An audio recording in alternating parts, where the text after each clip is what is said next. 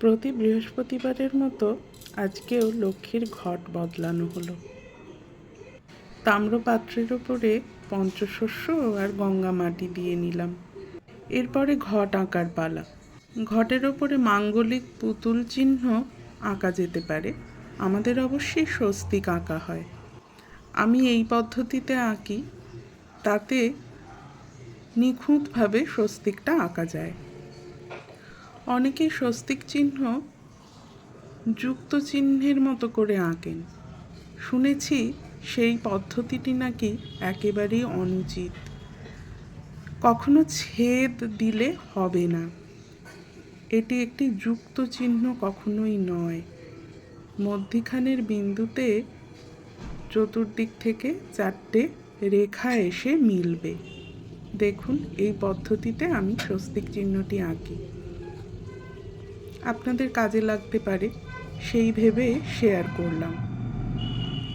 আরও যদি ডিটেলসে কিছু জানতে চান এই প্রসঙ্গে, কমেন্ট করতে পারেন।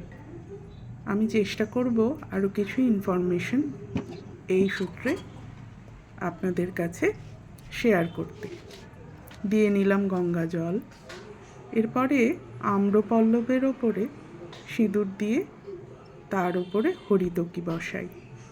আর কিছু প্রাকৃতিক তার ব্যবহারই ভালো। সব সময় জোগাড় থাকে না বলে আমাদের রূপোর আম্রপল্লব ব্যবহার করা হয়।